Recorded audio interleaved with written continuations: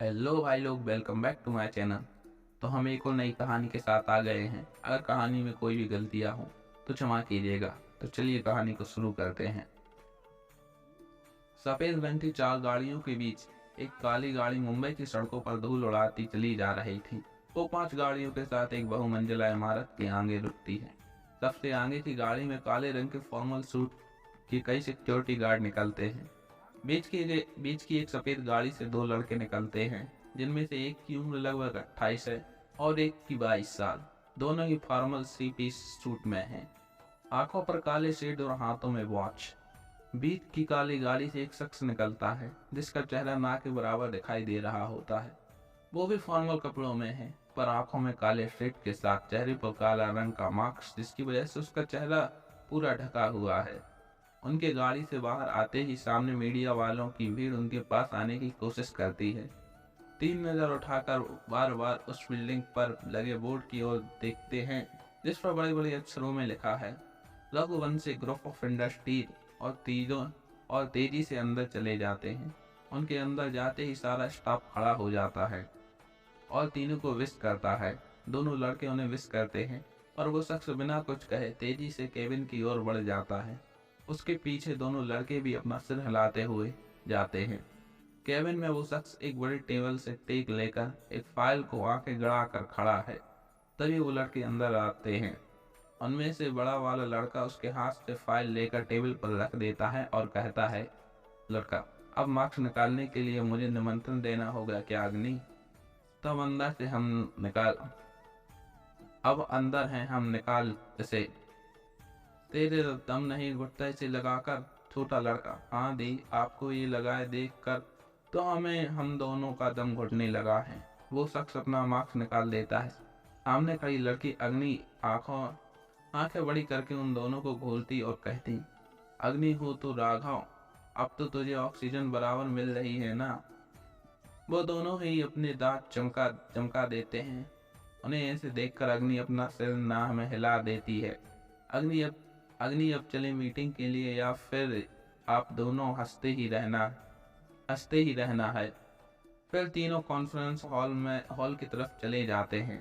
ये छोटी मियाँ हैं राघव।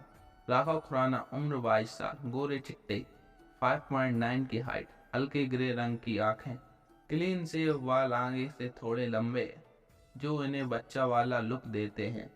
दिखने में चॉकलेट वाई टाइप।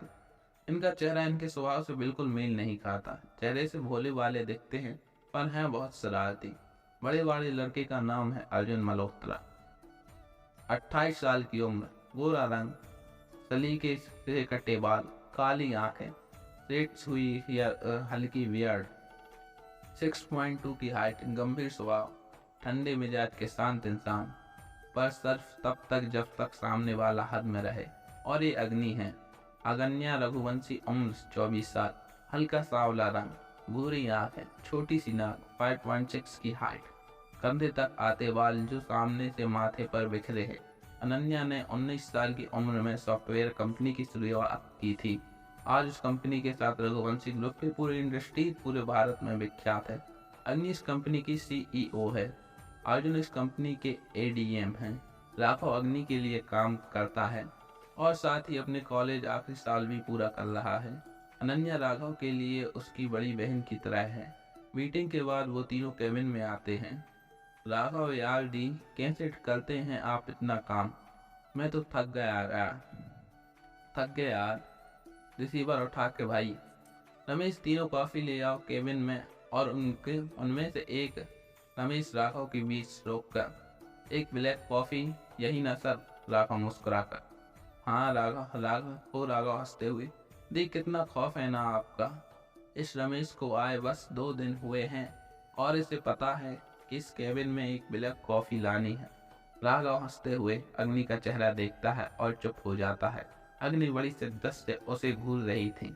वो अपने मुंह पर उंगली रख कर बैठ जाता है। अर्जुन उन दोनों को देखकर मुस्कुरा देता है। अर्जुन, 9 बज गए हैं, अब घर चलना चाहिए। अग्नि, राघव चलें? राघव, जी भाई चलते हैं, माँ का फोन आ रहा था। अग्नि, भाई आप दोनों जाओ, मुझे कल एक मीटिंग के लिए प्रेजेंटेशन बनानी है। मैं थोड़ी देर बाद आऊंगी। अर्जुन, अग्नि, सुबह से तू लगातार ऑफिस में ही है, एक काम कल भी हो सकता है ना?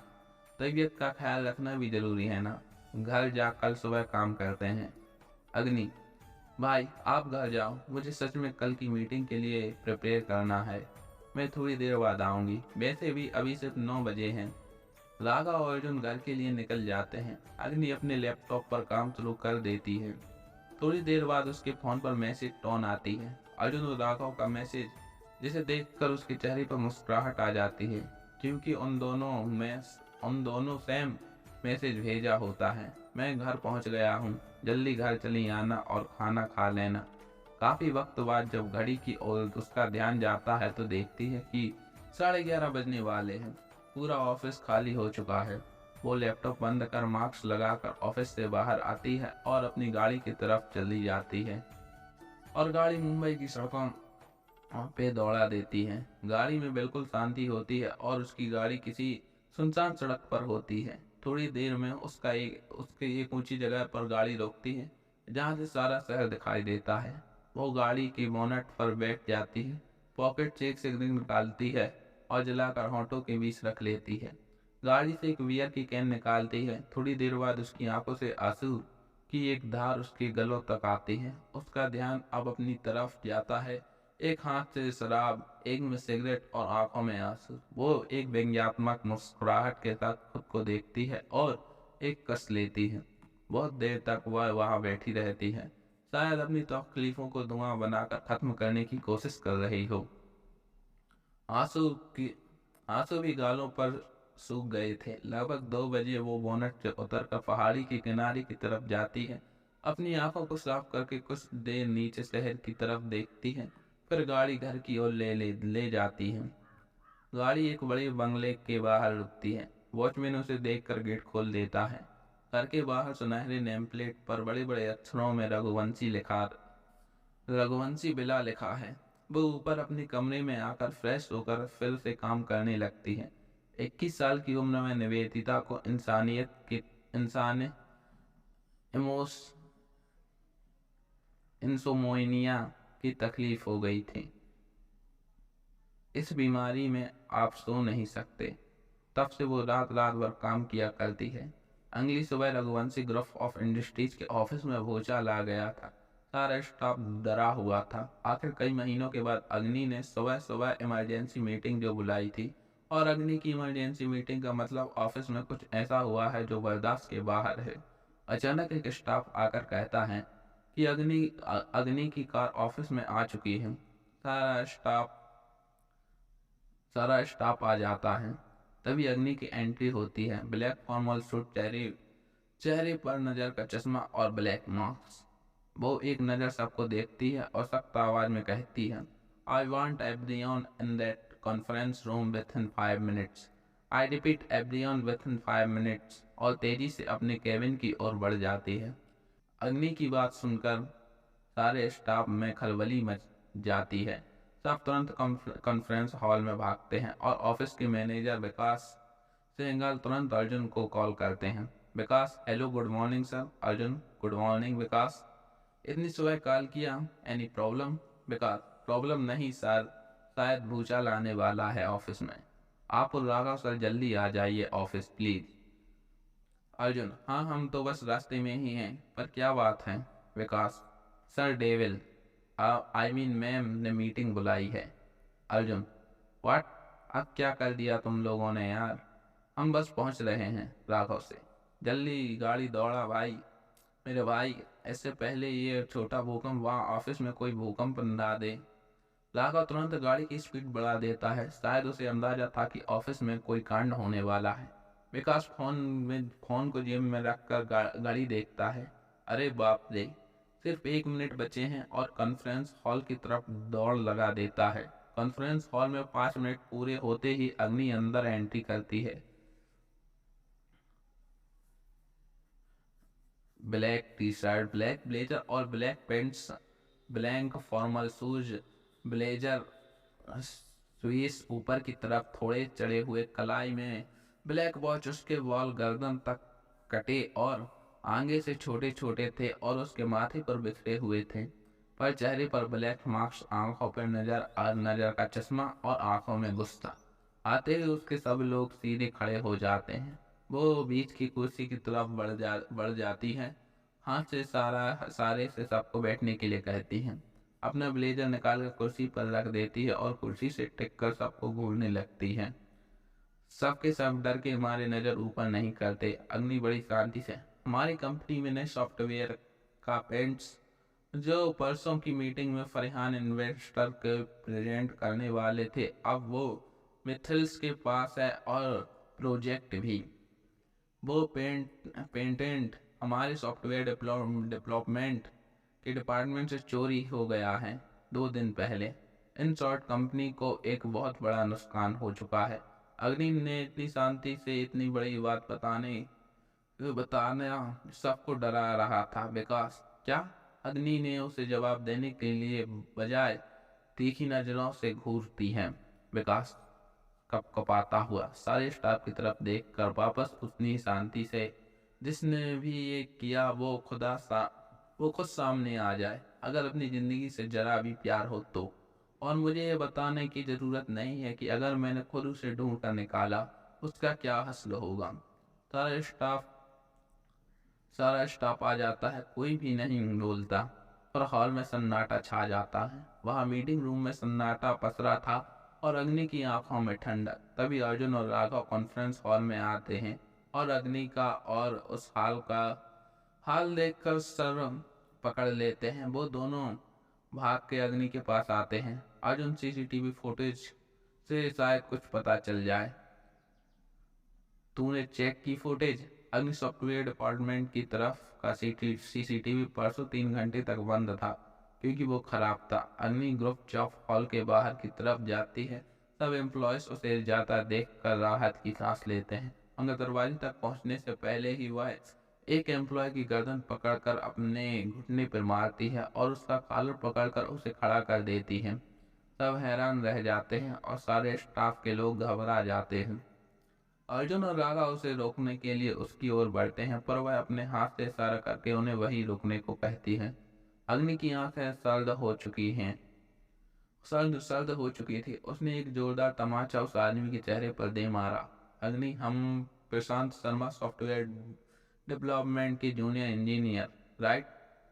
क्या है, या यही कहूँ कि प्रकाश मेहरा मित्तल ग्रुप के सीईओ सत्येंद्र मित्तल के बेटे आदित्य मित्तल का वफादार पीए।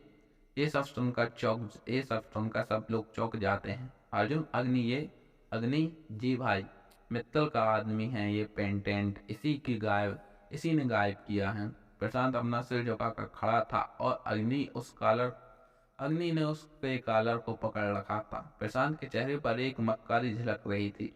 अग्नि ने उसकी नज़र देखा और अपना फोन निकालकर नंबर डायल किया। अग्नि, हेलो, इंस्पेक्टर अभिषेक, अगन्या रघुवंशी स्पीकिंग। अभिषेक चिढ़ते हुए, अरे यार इंस्पेक्टर नहीं, डीसीपी हूँ मैं अब इस शहर का, थोड़ी तो इज्जत कर। अग्नि, अभिषेक, अच्छा बोल, क्या बात है? मतलब तुझे आज इस नाचीज पुलिस वाले की जरूरत कैसे पड़ गई जो तूने फोन उठाते ही गालियों की जगह इतनी इज्जत दे दी? अग्नि, मेरी कंपनी के ऑफिस जल्दी पहुंच, ये इट्स अर्जेंट, और फोन काट देती है। इधर अभिषेक, हम लगता है सीरियस मैटर है, चल बेटा अभी इससे पहले जो वो तूफान यहाँ आ जाए। अग्नि प्रांत को घूरती है और उसका दायां हाथ पकड़कर उसकी पीठ की तरफ ले जाती है और जोर से घुमा देती है। प्रशांत दर्द से चिल्लाने लगता है, पर अग्नि की आंखों में कोई भाव नहीं थे। उसने एक झटके से उसके हाथ को घुमाया, जिससे एक कटाक की आवाज हुई और प्रशांत की चीख निकल गई। अग्नि ने उसके आगे की तरफ धक्का दे दिया। प्रशांत सामने जाकर गिर गया। लगभग 15 मिनट में अभिषेक वहां पहुंच जाता है और सामने गिरे प्रशांत को देखकर एक गहरी सांस लेकर अपना सिर दाएं बाएं हिला देता है। अग्नि इंस्पेक्टर, इसने हमारी कंपनी में काम करने वाली एक एम्प्लॉय को मोलेस्ट करने की कोशिश की है। Arrest him. यह सुनकर वहां मौजूद सभी लोगों को शौक लगता है और प्रशांत, जो जमीन पर पड़ा दर्द से कराह रहा था, उसकी आंखें हैरानी से फैल जाती हैं। अग्नि प्रशांत के पास अपने पंजों के बल बैठकर अगर सिर्फ पेटेंट गायब किया होता तो शायद सिर्फ तुम अरेस्ट होते, बट मेरी एम्प्लॉय के साथ बदतमीजी करने के लिए परेशानी तुमने खुद खड़ी की है। अभिषेक, मिस रघुवंशी ऐसे बिना प्रूफ अग्नि किसी बात को सुनकर उठते हुए एक पैकेज उसकी तरफ बढ़ा देती है। राघव अर्जुन के कान में धीरे से, ये अपना किया कर्म आज ही करवाना चाहते हैं दी हाथों से, और दोनों इस बात के मुंह में दबा के हंस पड़ते हैं। अग्नि घूरते हुए, इंस्पेक्टर इसमें कुछ एविडेंस मौजूद हैं। अभिषेक, मैडम पहली बात तो मैं इस शहर का डीएसपी हूँ, ना कि इंस्पेक्टर, और दूसरी बात कि मैं इन पेपर्स पर साइन कीजिए। कांस्टेबल लेकर उसकी तरफ पेपर्स बढ़ा देता है। अभिषेक में से, मैडम आप इसकी तबीयत से धुलाई तो कर चुकी हैं, हमें तो कुछ करना ही नहीं पड़ेगा, और इतना बोलकर अपने दांत दिखा देता है। अग्नि, आप सब go back to your work, और अपने कैबिन की तरफ बढ़ जाती है। यहीं पर इस कहानी का प्रथम भाग खत्म होता है। दूसरे भाग के लिए कमेंट कीजिए और चैनल को ध्यान से सब्सक्राइब कर लीजिए।